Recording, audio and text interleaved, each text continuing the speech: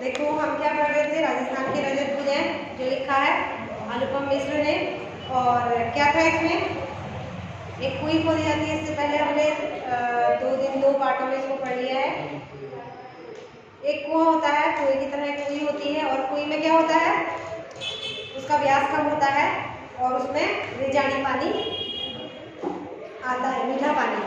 ठीक है, तो देखो नीचे खुदाई के बाद हमने रस्सी लपेटने तक का हमने पढ़ लिया था। तो आज क्या है, नीचे खुदाई और चिनाई का काम कर रहे छेलवांजी को मिट्टी की खूब परख रहती है। खड़िया पत्थर की पट्टी आते ही सारा काम रुक जाता है। इस क्षण नीचे धार लग जाती है। जैसे खड़िया पट्टी आती है, जो जमा हुआ पानी होता है, भूतल में गया हुआ पानी होता है, खड़िया पत्थर तक रुक जाता है। जैसे खड़िया पत्थर, तो मैं क्या कह रही थी कि जैसे ही खड़िया पट्टी आती है वैसे ही पानी आने लग जाता है, क्योंकि पानी धरातल में गया हुआ पानी जो है खड़िया पट्टी पर रुक जाता है। तो जैसे ही धार लग जाती है, चिजारों ऊपर आ जाते हैं। कुई की सफलता यानी सजगता उत्सव का अवसर बन जाती है। यह तो पहले दिन से काम करने वालों का विशेष ध्यान रखना यहाँ की परंपरा रही है, पर काम पूरा होने पर तो विशेष भोज का आयोजन होता था। छेलवांजी को विदाई के समय तरह तरह की भेंट दी जाती थी। चिजारों के साथ गांव का यह संबंध उसी दिन नहीं टूट जाता था। आज प्रथा यानी कि इस प्रथा के अंतर्गत कुई खोदने वालों को वर्ष भर सम्मानित किया जाता है। उन्हें वर्ष भर के 30 त्योहारों में, विवाह जैसे अवसरों पर नेक भेंट दी जाती है। हमारे वहाँ क्या करते थे गांव में, पहले जो ढोल बजाते थे, ढोल बजाने वाले ढोली कहते हैं, ढुलका बजाने वाले, और ये निगाल और बांस की जो डलिया वगैरह बनाते हैं, इन लोगों को जब, और गांव में मिट्टी खोदने वाले मिट्टी लाते थे चूल्हा लिपाई के लिए, मिट्टी वालों को, और ये जो भी होते हैं, ये हेल्प जो हमारे दैनिक जीवन में हेल्प करने वाले लोग होते थे पुराने जमाने में जब हम छोटे थे, हमने अपने दादा दादी के टाइम पे देखा था। अब तो ये प्रथा लगभग समाप्त सी हो गई है, गाँव में अभी भी है। तो क्या किया जाता है, 30 त्योहारों में इनको अलग से भेंट दी जाती है, इनका अलग से नेक रखा जाता है। ठीक है, हाँ, चिनाई करने वाले मिस्त्री हो गया, ये लोग, ठीक है। तो यही प्रथा राजस्थान में भी बताई जा रही है। तो इस अवसर पर नेक भेंट दी जाती, और फसल आने पर खलिहान में उनके नाम से अनाज का एक अलग ढेर भी लगता था। अब सिर्फ मजदूरी देकर भी काम करवाने का रिवाज आ गया है। अब क्या होता है, मजदूरी देते हैं और काम करवाते हैं। कई जगहों पर चिजारों के बदले सामान्य गृहस्थ भी इस विशिष्ट कला में कुशल बन जाते हैं। मिस्त्री की जगह भी कोई सामान्य घर वाले भी इस जो ये प्रथा है इसमें कुशल हो गए। कोई लोग खुद अपनी कुआं खुद खोदने लग जाते हैं कोई। ठीक है, जैसलमेर के अनेक गाँव में पालीवाल ब्राह्मणों और मेघवालों, अब अनुसूचित जाति के अंतर्गत आते ही, के हाथों से 100-200 बरस पहले बनी पार या कुइयां आज भी बिना थके पानी जुटा रही हैं। 100-200 साल पहले बनी कुई आज भी उसमें पानी निकल रहा है। कुई का मुंह छोटा रखने के 3 बड़े कारण हैं। ये देखो डंडे लगाए हैं, यहाँ डंडों के सहारे से रस्से लगाते होंगे ना, ये मुख को दिखा रखा है। कुई का मुंह छोटा रखने के 3 बड़े कारण हैं। रेत में जमा नमी से पानी की बूंदें बहुत धीरे धीरे रिसती हैं। दिन भर एक कुई मुश्किल से इतना ही पानी जमा कर पाती है कि उससे 2-3 घड़े भर सके। कुई के तल पर पानी की मात्रा इतनी कम होती है कि यदि कुई का व्यास बड़ा हो तो कम मात्रा का पानी ज़्यादा फैल जाएगा और तब उसे ऊपर निकालना संभव नहीं होगा। छोटे व्यास की कुई में धीरे धीरे रिस कर आ रहा पानी 2-4 हाथ की ऊंचाई ले लेता है। कई जगहों पर कुई से पानी निकालते समय छोटी बाल्टी के बदले छोटी चड़स का उपयोग भी इसी कारण से किया जाता है। धातु की बाल्टी पानी में आसानी से डूबती नहीं, पर मोटे कपड़े या चमड़े की चड़स के मुंह पर लोहे का वजनी कड़ा बांधा जाता है। अब देखो चड़स क्या होता है, लोहे का एक कड़ा जैसा होता है, उसमें पीछे नेट लगा, जैसे हम लोग बटरफ्लाई और उसके लिए नेट नहीं करते, आम तोड़ने के लिए जिसमें नहीं लगी रहती हो, तो ऐसे ही उसमें मोटा कपड़ा, जीन का कपड़ा या मोटा कपड़ा होता है, उससे पानी निकालते हैं, वो डूब जाता है आसानी से और ऊपर आता है। क्योंकि देखो क्या होता है, चड़स के ऊपर लोहे का वजनी कड़ा बंधा होता है, चड़स पानी से टकराता है ऊपर का वजनी भाग नीचे के भाग पर गिरता है और इस तरह कम मात्रा के पानी में भी ठीक से डूब जाता है। भर जाने के बाद ऊपर उठते ही चरस अपना पूरा आकार ले लेता है। पिछले दौर में ऐसे कुछ गांवों के आसपास से सड़कें निकली हैं, ट्रक दौड़े हैं, ट्रकों की फटी ट्यूब से भी छोटी चरसी बनने लगी है। कुएं के व्यास का संबंध इस क्षेत्रों में पड़ने वाली तेज गर्मी से भी है। व्यास बड़ा हो तो कुएं के भीतर पानी ज्यादा फैल जाएगा। व्यास पानी को भाप बनकर उड़ने से रोक नहीं पाएगा। कुएं को उसके पानी को साफ रखने के लिए उसे ढककर रखना जरूरी है। छोटे मुंह को ढकना सरल होता है।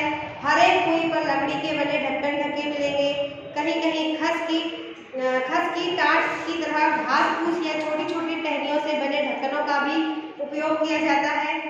जहाँ नई सड़कें निकलती हैं और इस तरह नए अपरिचित लोगों की आवाजाही बढ़ गई है, वहाँ अमृत जैसे इस मीठे पानी की सुरक्षा भी करनी पड़ती है। क्यों? इन इलाकों में भी कुइयों के ढक्कन पर छोटे छोटे ताले भी लगने लगे हैं, कोई पानी निकाल न ले जाए करके। ताले कुएं के ऊपर पानी खींचने के लिए लगी घिरनी चक्री पर भी लगाए जाते हैं। कुएं गहरी बने तो पानी खींचने की सुविधा के लिए उसके ऊपर घिरनी या चक्री भी लगाई जाती है। यह गरेड़ी, चक्की या फरेड़ी भी कहलाती है। फरेड़ी लोहे की दो भुजाओं पर लगती है, लेकिन प्राय यह बेल के आकार के एक मजबूत तने को काटकर उसमें आर-पार छेद बनाकर लगाई जाती है और इसे ओड़ाक भी कहते हैं। कैसे कैसे नाम है देखो वहाँ की। ओड़ाक और चरखी के बिना इतनी गहरी और संकरी कुएं से पानी निकालना बहुत कठिन काम बन सकता है। ओड़ाक और चरखी चरसी को यहाँ वहाँ बिना टकराए सीधे ऊपर तक लाती है। पानी बीच में छलक कर गिरता नहीं। वजन खींचने से तो इससे सुविधा भी रहती है। हमारे दादाजी लोग बताते हैं कि हमारे पूर्वज भी राजस्थान से आए हुए हैं। राजस्थान का एक जगह है, उस जगह का मुझे याद नहीं आ रहा। तो वहाँ से वो जो पहाड़ में गोलू देवता है ना, ये भी राजस्थान के ही है, वहीं से लाए हुए हैं। कहते हैं कि वहाँ से इनको लाया गया था। ठीक है, कुछ जगह बता दो, याद नहीं आ रहा। तो खड़िया पत्थर की पट्टी एक बड़े हैं, कहाँ का बोलते हैं गोलू को, कहाँ का बोलते हैं, कहाँ का वो कुछ है वहाँ का, मारवाड़ उदयपुर के गोलू देवता जैसे उदयपुर के थे, वहाँ से राजस्थान से यहाँ जो आए विश्व युद्ध के दौर में, पहाड़ों को आ गए थे भागकर, तो वो लोग वहाँ से यहाँ आए हैं। बहुत सारे पहाड़ी जो हैं राजस्थान से आए हैं, जिनके इस गोलू देवता है। ठीक है, तो पानी बीच में छलक कर गिरता नहीं। वजन खींचने में तो इससे सुविधा ही रहती है। तो खड़िया पत्थर की पट्टी एक बड़े भाग से गुजरती है, इसलिए उस पूरे हिस्से में एक के बाद एक कुएं बनती जाती है। ऐसे क्षेत्र में एक बड़े साफ सुथरे मैदान में 30-40 कुइयाँ भी मिल जाती है। एक ही मैदान में देखो, हर घर की एक कुएं होती है। परिवार बड़ा हो तो एक से अधिक कुएं भी होती है। निजी और सार्वजनिक संपत्ति का विभाजन करने वाली मोटी रेखा कुएं के मामले में बड़े विचित्र ढंग से मिट जाती है। जो लोग परिवार में देखो क्या होता है, जमीन जायदाद का बंटवारा होता है, लेकिन कुएं में क्या होता है, हर घर की एक कुएं। बड़ा परिवार हो तो अधिक कुएं। निजी और सार्वजनिक संपत्ति का विभाजन करने वाली मोटी रेखा कुएं के मामले में बड़े विचित्र ढंग से मिट जाती है। हर एक की अपनी अपनी कुएं है, उसे बनाने और उससे पानी लेने का हक उसका अपना है। कहीं भी मैदान में, ठीक है, कहीं पर भी बनी हो, लेकिन कुएं जिस क्षेत्र में बनती है वह गांव समाज की सार्वजनिक जमीन है। उस जगह बरसने वाला पानी ही बाद में वर्ष भर नमी की तरह सुरक्षित रहेगा और इसी नमी से साल भर कुइयों में पानी भरेगा। नमी की मात्रा तो वहाँ हो चुकी वर्षा से तय हो गई है। अब उस क्षेत्र में बनने वाली हर नई कुएं का अर्थ है पहले से तय नमी का बंटवारा। इसलिए निजी होते हुए भी सार्वजनिक क्षेत्र में बनी कुइयां पर ग्राम समाज का अंकुश लगा रहता है। बहुत जरूरत पड़ने पर ही समाज नई कुएं के लिए अपनी स्वीकृति देता है। हर दिन सोने का एक अंडा देने वाली मुर्गी की चिर परिचित कहानी को जमीन पर उतारती है कुएं। इससे दिन भर में बस 2-3 घड़ा मीठा पानी निकाला जाता है इसलिए प्रायः पूरा गांव गोधूली मेला में कुइयों पर आता है। तब मेला सा लगा रहता है।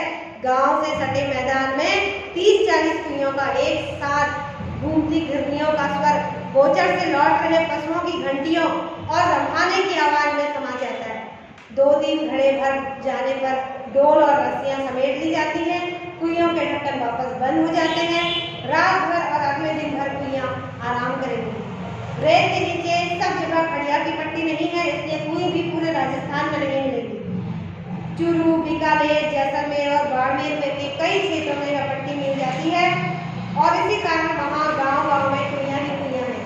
जैसलमेर जिले के एक गांव खड़ेरों की ढाणी में तो 120 कुइयां थी। लोग इस क्षेत्र को 6 गुना 20 के नाम से जानते थे। 120 है ना, 6 तो कहीं कहीं इसे पार भी कहते हैं। जैसलमेर तथा बाड़मेर के कई गांव पार के गांव ही आबाद है, इसलिए उन गांवों के नाम भी पार पर ही पड़े हैं, जैसे जानेर आलोपार और सिरगू आलोपार। अलग अलग जगहों पर खड़िया पट्टी के भी अलग अलग नाम हैं। कहीं यह चारोली है तो कहीं धाधड़ो, धड़धड़ो, कहीं पर बिट्टू रोबल्लियों के नाम से भी जानी जाती है। क्या खड़िया पट्टी?